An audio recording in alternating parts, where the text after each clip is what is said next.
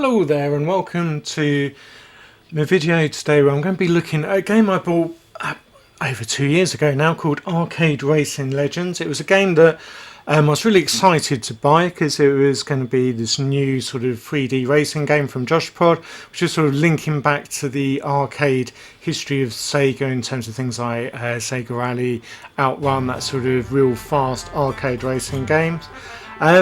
Played it for a week and then it's just been left on my shelf for 2 years, so sort of decided to go back, have a look at it, see why have I not played it since then.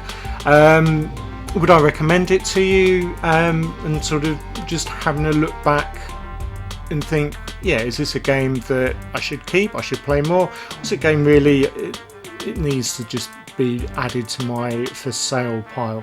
Okay, so let's have a look at the options. The game's got a career mode, which is 18 challenges across the different levels that you've got. So you've got a snow track, a sort of mountain track, a forest track, a desert track and a city track. You've also got this underwater track.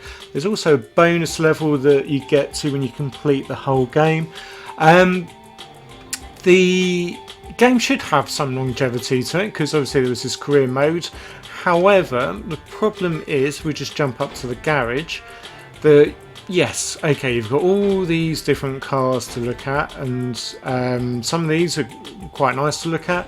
Quality of them does sort of vary. Some of them pay homage to sort of Sega games. This one obviously sort of springs to mind the sort of Sega Rally. This one looks, you know, sort of a bit outrunish, and obviously this one need no introduction. It's obviously clearly inspired by Crazy Taxi.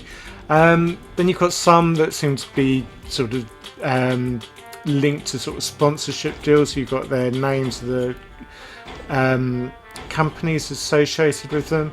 This one's obviously a bit of a sort of Daytona thing. But for all these cars, you get access to them all straight away. They all handle exactly the same. They all move, they all brake, they all speed along at exactly the same rate. And you're giving them all straight off. So it's not like you go, oh, I'll have to complete that because I really want to get the Crazy Taxi car. Or you go, oh, let's try this car because it, you know, might handle differently. Yeah, so there's no real incentive to try the different cars. There's no incentive to keep playing to unlock cars because they're all given to you. And yeah, it's nice that you've got all these different cars to look at, but for keeping you hooked into the game, it's not really going to do that. And similarly, because you can change the settings, and basically I just whacked everything onto the full. As soon as you do that, I just found that I just raced through and completed everything instantly.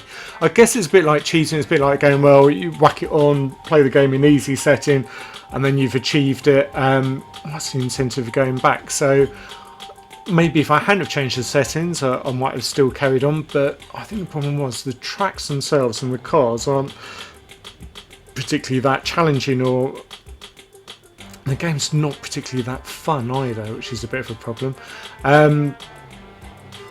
So the reason it's not particularly that fun is the challenges you've got in here. There's some that are really boring, which is sort of just like avoid hitting.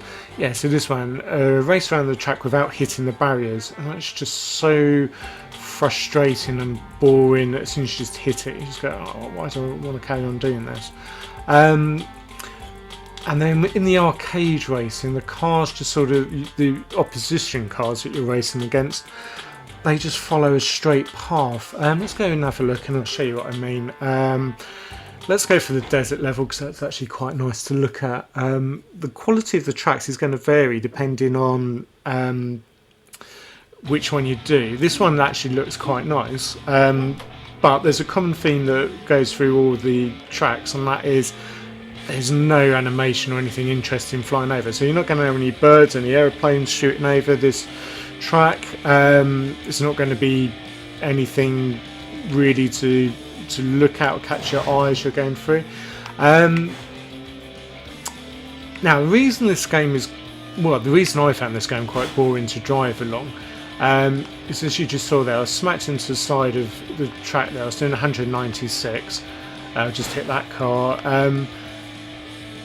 So I've had 3 collisions going 196 miles per hour, 4 now, and my speed just hasn't changed at all. So there's not really much skill involved. It's sort of foot to the metal, keep your finger on that trigger button, so you're going at the max,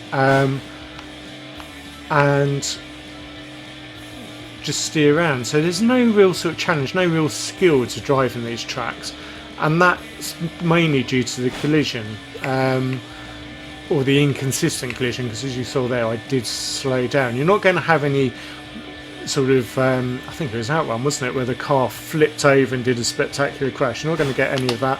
You're not going to get any sort of, what do you call them, sort of drifts that you'd get in Daytona. So you can't do any sort of power slides around the corners, so there's no skill there that you're sort of looking to get.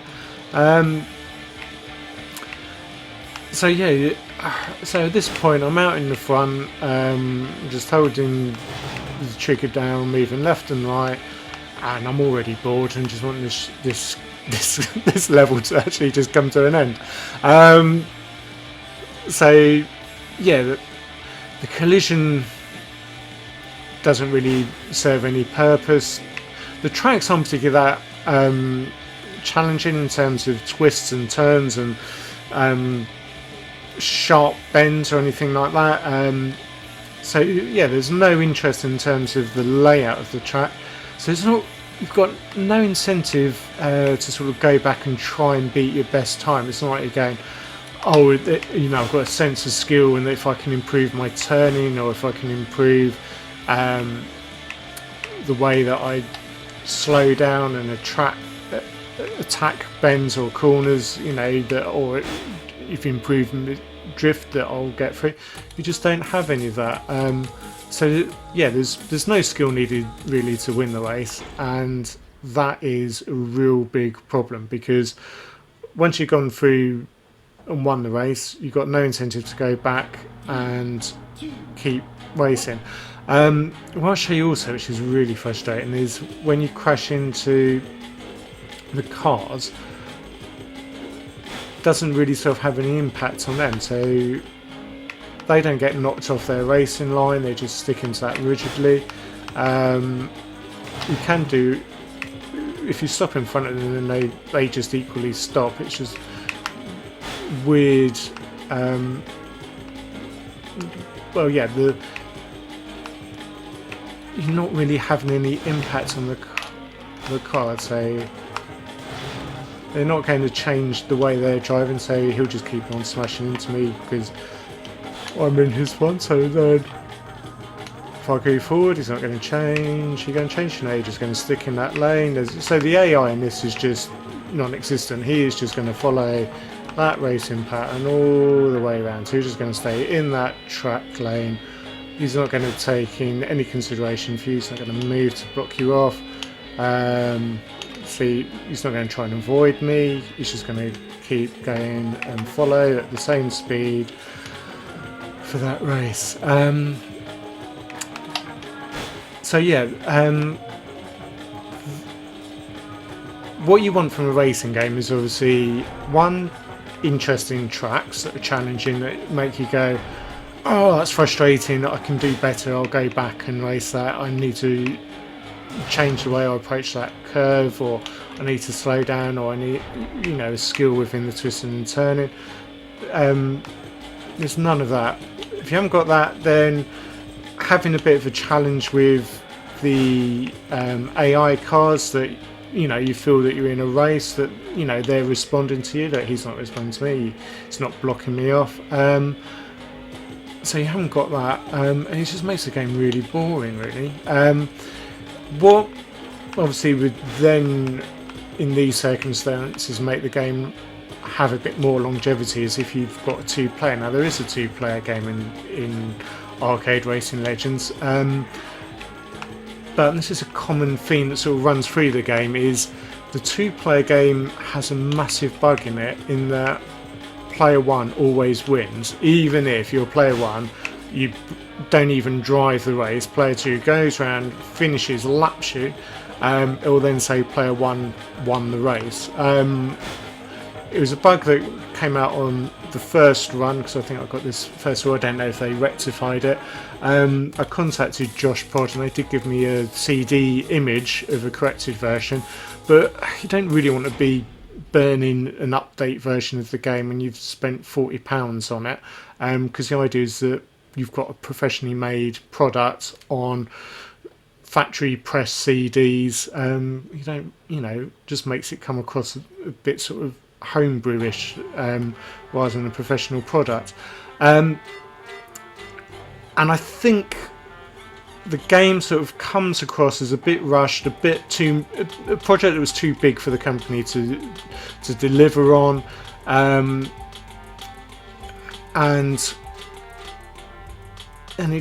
that's, I think, just leaves a sense of not really wanting to continue playing with it.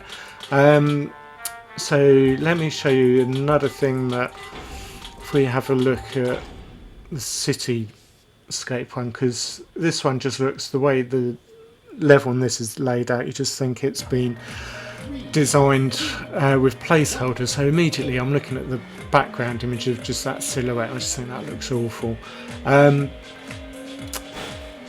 And yeah, just like the sky is just black. It hasn't even got any skies in, any stars in there.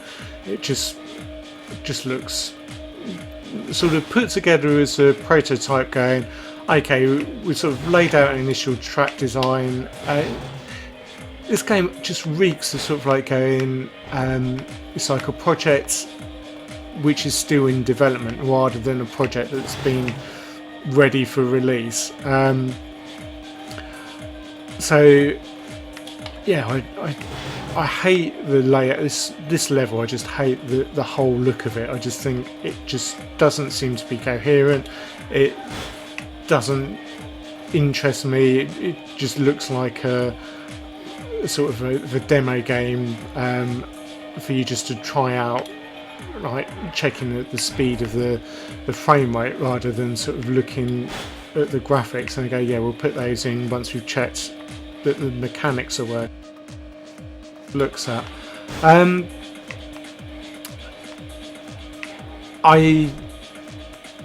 I find it difficult in terms of would I recommend this game for you to buy. I find that quite a difficult question to sort of answer, because on the one hand, with independent games, I think yes, you should support them.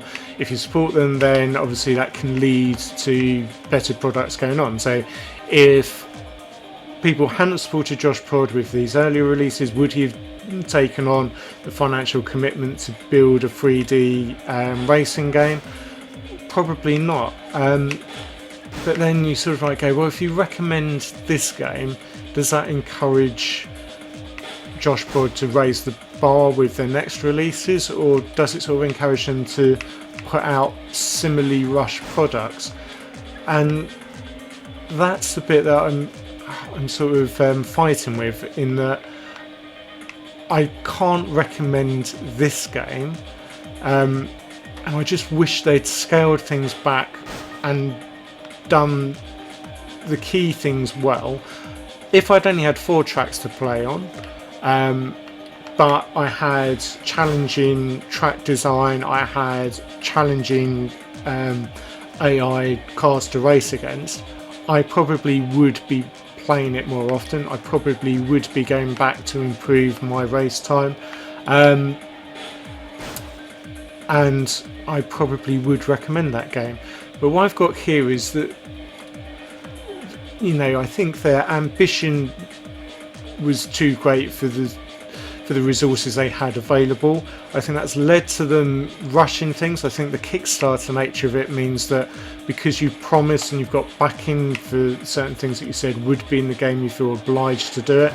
But then I think at some point you just have to be honest with the backers and say, look, this is, we were hoping to do this. We received the funding for that, but we've had to sort of divert resources to improve this mechanics, and I'm sure people would be much happier to play a scaled down version of a game which is enjoyable, has longevity, than a game that's promising to do loads but delivered on none of it really, and I think that's sort of where we are with this game. It's so frustrating because you can see like they've got the core here of, you know, a smooth running driving game. The car handles well, the scrolling and frame speed seems to be good, but it's where did they go from there once they got those things done? And I think they should have just spent the time on doing the simple things right and just knocked out the career mode bit, because there's no point having the career mode if the actual challenges are really boring and dull. There's no point having the career mode if, you know, there's no incentive to keep going. I know there's a track that you unlock once you've completed it, but it's not like you're unlocking new cars at the end of each challenge. So yeah, I think I can't recommend that you go and buy this. I mean, obviously you're free to make your own mind. I'll put the link to their shop in the description for you to, if you want to go and purchase it, 'cause it's still on sale. But I think for £40 for a game that's still got significant bugs, or for a game that's not particularly that enjoyable to play, you could probably get yourself 2, maybe even 4 existing Dreamcast racing games that you're going to play a lot longer.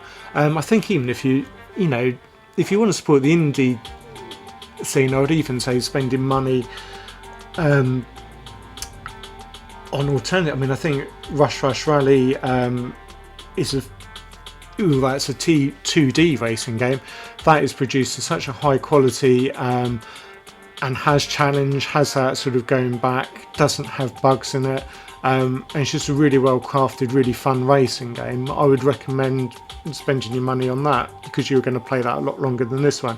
If you want to go down the 3D route, I do remember that Joshprod released, I think it was 4x4 Jam, which was like a PlayStation portable game. I'll have to revisit that, but I seem to remember I played that a lot longer than 1 week before it sort of got put to the back of my games collection. So I think I'll probably revisit that in a future video and see how that sort of compares. But from memory, I think that was less bug ridden than this and more enjoyable to play.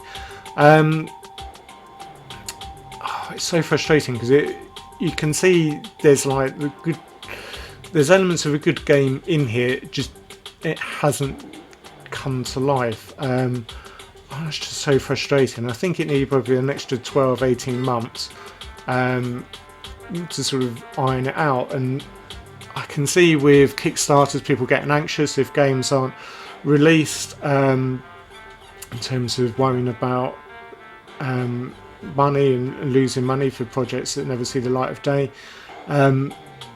But equally, you don't just want to rush something out, because then I think that also can damage in terms of making you more reluctant to back projects again in the future. So yeah, I honestly can't recommend this game for £40. I think you've probably seen enough to make your own decisions on the game. One last thing I'll show you, which just sort of sums up the sort of issue with the graphic bits, is you can change the viewpoint when you're racing, and that just leads to some really weird graphic glitches, which is just straight off before you even started driving, where you're just looking through your car. It's like, oh, I can see the wheels. And it just adds to that sort of sense of like, well, do you need to see the bonnet in the car? Could you just not have that part of the model going from this viewpoint? But I'm guessing that because this is sort of developed and taken from an existing game engine and converted over to the Dreamcast, that this viewpoint worked well with the models that were originally designed for that game. but then as Joshprod has sort of added these larger cars, it then just throws out the sort of physics engine part of it, that bits come into view that wouldn't normally come in view due to the size of the car. And I probably just didn't have the capacity in the team to sort of take that option out. But yeah, it's just another one of those where you just look at it and go, just either remove this viewpoint so you can't access it, or I don't know. It just adds that sense of it not being quite ready, because this just looks weird. What is going on here now? It's just that, yeah. You can't help but laugh. So I've got best luck though. Yeah. Yeah. Just generally frustrated. So I think it's a no for me, and I think it's going to go on my for sale pile. I'm not confident we'll get much money for it, but hopefully you found this video helpful. Be interesting to know if you have a different viewpoint. If you absolutely love this game and you think I'm being too harsh on it, then please let me know in the comments. I'll be also looking at some of my other games that I bought for the Dreamcast over the previous years, and reviewing those, so hopefully you can join me for that, and subscribe to get notifications as those videos become available. Yeah, and I look forward to hearing your views in the comments, and hopefully you'll join me for those future videos. Okay, bye.